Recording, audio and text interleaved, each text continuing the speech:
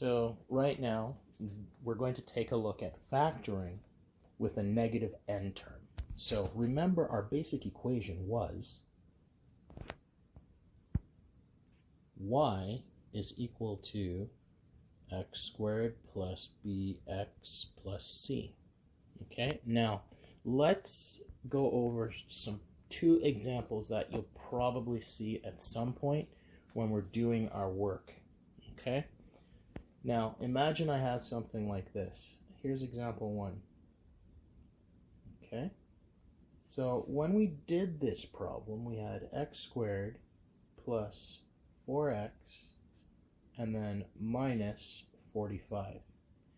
The only issue that we have here is this minus term at the end. Remember, we had always, in the first set of problems, we always had a positive at the end of our expression. Okay, this is going to be example 2. So the next problem is, imagine you have x squared minus 13x, and then say, let's go minus 14 as our n term. So both of these problems have an n term which is negative, but one of them has a middle term that's positive and one of them has a middle term that's negative. Okay, now here's what we're going to do. Once we get an idea of how to do example 1, we'll do a couple of problems, then we'll take a look at example 2 and then do problems like that. Okay, now we will break up this task into 2 tasks. This task will be task B, and this task will be task C. Okay, because we want to make sure that you understand the individual concepts. Okay, and that's it.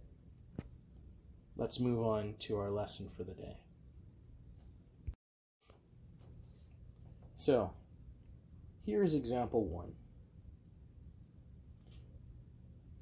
So just like before, we're going to take a look at this problem, x squared plus 4x minus 45, and we're going to use the rules that we studied before. So we need to look for a number that times is to, are you ready?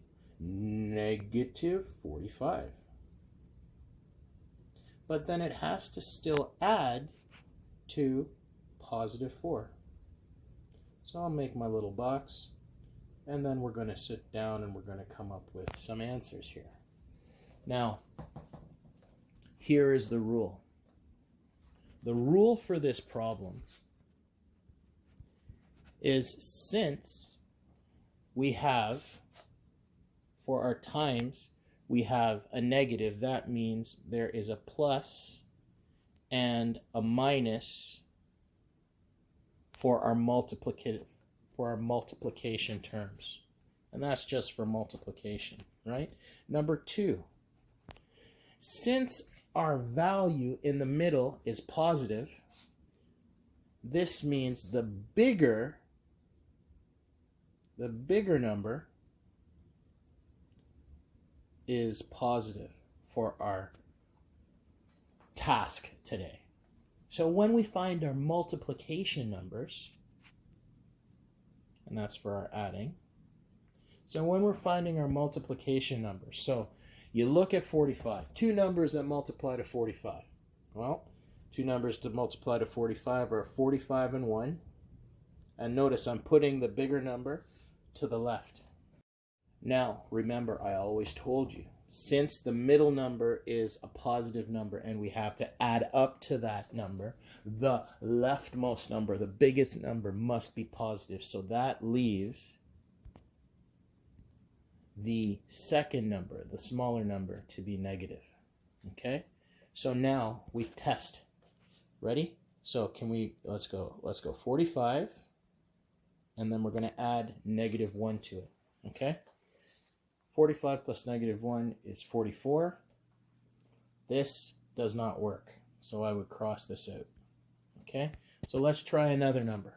How about 9 and 5? Okay, and I'm going to choose, and I'm going to know that since my middle number is positive, 9 has to be positive. So let's check. 9 plus -5. Does that work? Whew. Yes, it does. So we end up with our final solution being x, and then we write in here plus 9 and -5. Okay? Now, if you're not sure, you just check. Remember, because we have a positive number in the middle and a negative number at the end, the bigger number must be positive. And remember, a multiplication needs to be negative and positive. So one of them must be positive, one of them must be negative. So let's quickly check. So we get x plus 9, x minus 5, and we get x squared minus 5x plus 9x minus 45. X squared, bring these two together. -5 plus 9 is positive 4x minus 45. And check. It worked. Okay? So these are the types of problems that you're going to be doing today, right? Let's do another quick problem that's very similar. We'll call this example 1a. So imagine that we have the following equation: x squared plus 2x minus 15. Okay? Now, just like before, when we're trying to factor this problem, right, what we're going to do is we're going to look for a number that times us to -15, but then adds to our middle number, +2. So it must add to +2. So now let us go and do this. So our rules were, write the numbers from left to right that you're using for multiplication to our number that we're multiplying to, right? So we're writing it from left to right, biggest to smallest. So in this case, let's try 15 and 1, and then our smaller number becomes negative, like we said, and then we add those two numbers. So 15 times 1 gives us -15, but 15 plus -1 gives us 14, which doesn't work for us. So we're going to cross that out, and we'll try another set. So let's say we have 5 and 3. So I'm going to put 5 to the left, and then we're going to put 3 to the right, and then our smaller number is going to be negative. So let's take that and multiply those together. -15. Now we add them. So 5 plus -3. That works. Excellent. So -3, 2. Yeah, that works. So now our final answer is going to be x, and then we're just going to put in our +5 and our -3. And we're done. So just pause, take a moment, sup it up, and write this down. And then what I'm going to do is we're going to move on to the next problem. So now this is example 2. So imagine we have x squared minus 13x minus 14. So we're going to use the same rules that we studied before. So we're looking for timesing to -14, but then we're going to be looking for what something adds to -13. So we're looking for two numbers that multiply to -14, but adds to the middle term of -13. So let's just quickly do that. Now, let's go over the quick rules for this one. Now, before, remember when we had a minus number, right, at the end, we always wrote the numbers that we're multiplying from left to right, biggest to smallest. We can still use that same rule. So the rule, so because it's plus or minus, we're going to, so that's our multiplication for our last bit, okay? and then we're going to write the numbers from left to right. So let's go two numbers that multiply to 14. So we got 14 and 1.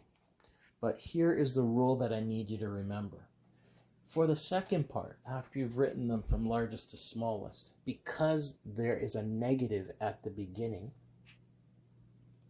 you're going to put the negative sign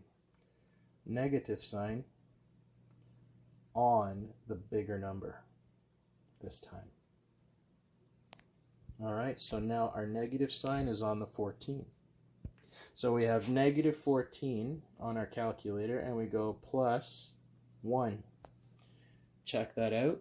You end up getting negative 13, which is what we want, which means our final solution is going to be x, and then we're just going to write minus 14 and plus 1. And that's it. I'm not going to check this one. If you want, you can check it to verify for yourself. Pause the video, write it down. Okay? Let's do another problem to practice again. So let's say we have the following example. So we have our example 2a, x squared minus 6x minus 27. So we're looking for a number, we're looking for two numbers that multiply to negative 27, but then it's going to add to negative 6. Okay? So let us do that. Remember, we're going to write our numbers. So just look at the number 27. Two numbers that multiply to 27.